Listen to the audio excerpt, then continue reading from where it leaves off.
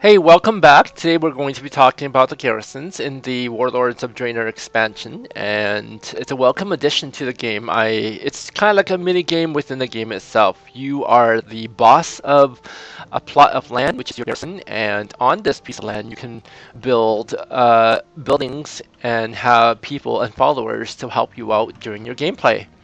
So when we first start off, one of the quests will take you to the garrison and take you to the architecture. This is Mr. Barris Alexton, and when you first start off, he is going to be standing outside under a wooden little structure along with the architect table.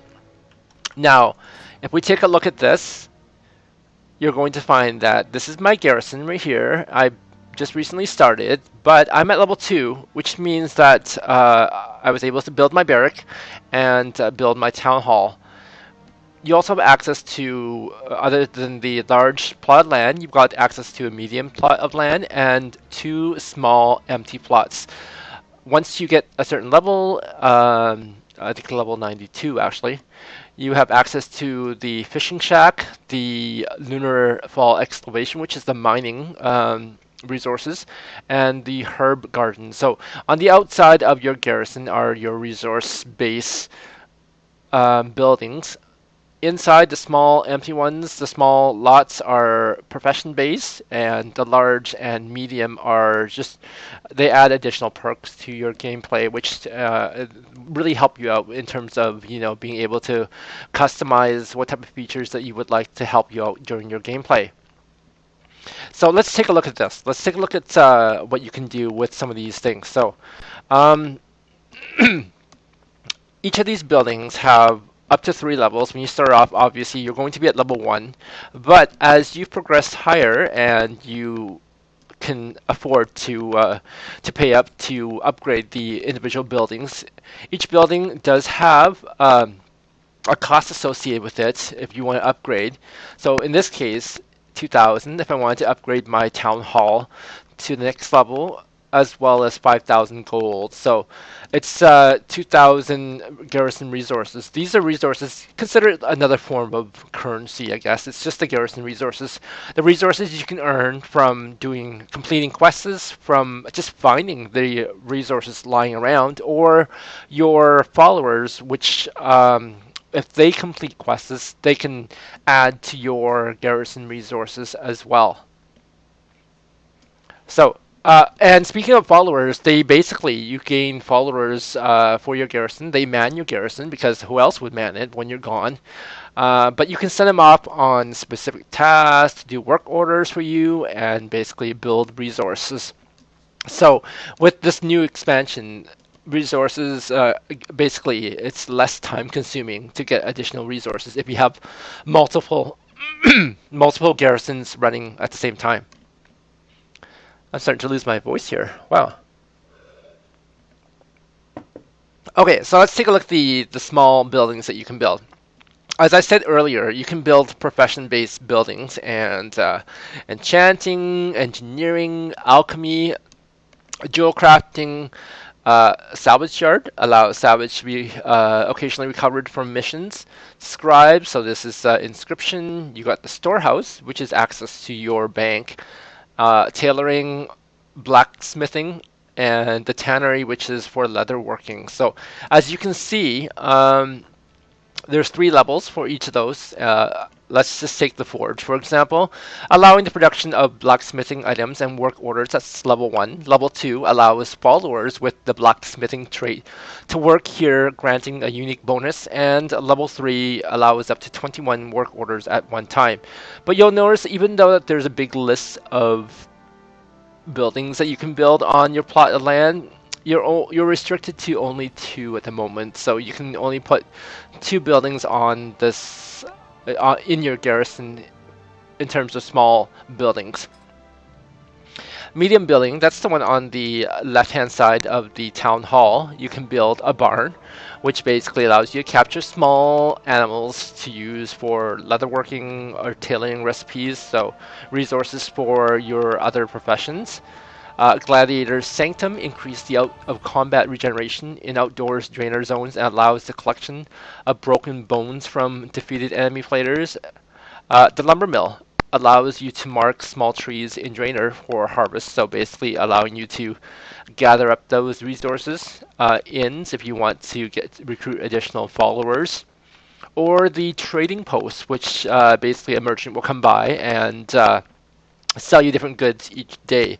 Level 2 grants you access to the Shatari defense or Laughing Skull factions. Now, if we move on to the large buildings, there's 5 to choose from, and right now I've got the blueprint for the barracks, which I've basically built on that large plot of land right there. But there's also the Dwarven bunker, which right now I don't have the blueprint for it, so I'm going to have to go out and find that. The Gnomish Gearwork unlocks a personal engineering that creates a powerful invention each day. The Mage Tower, if you want to access the different gateways. And this one's my favorite, the stable. I'm going to be trying to build one of these as soon as possible because some of the features that the stable has, which sometimes annoys me during gameplay, but the stable will help take care of that. So level 1 stable enables the capture and training of special mounts on Draenor and allows you to remain mounted while interacting with objects in outdoor Draenor zones. So while I'm running about, having to mount and dismount all the time is quite annoying, so I really like that feature. Level 2, you will no longer get dazed by enemies while riding in mounts in outdoor Draenor zones, and level 3, your mount speed is increased by 20%. So this is the inside of my town hall. Let's just go outside. Again, I've only recently just started leveling my toons, so I don't have all the buildings in place yet, but here's the plot of land for my medium building that I can build. Right there is my garrison. That's my barrack, actually. And Jonathan Stephens is the steward. Hello, Mr. Stephens. This is the center of the garrison. I've got a flight master, and traders and whatnot. Let's see what this person trades. Okay, interesting. I haven't really seen these. No items there. General goods and repairs. So this is just a collection of some of the common stuff we saw in Mists of Pandaria. There's people giving out quests, and there's the plot lands for my small buildings, which I still have to decide what I want to put on there. Most likely, I think I'm going to put a jewel crafting because it's quite annoying to have to constantly switch back and forth for jewel crafting on my other toon. And the other one, let's see, probably a tailor or something like that. It goes well with enchanting. And if we go outside my garrison, voila! There you have it. That's what the outside of the garrison looks like. Let's take a look over here where we saw the herbalism and mining earlier. There it is. There's the plot of land for herbalism. So you can see with all the flowers and whatnot around here, the building. The mining should be coming up. So here's the mine right there.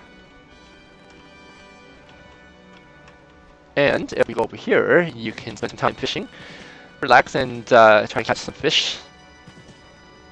Is the fishing trainer.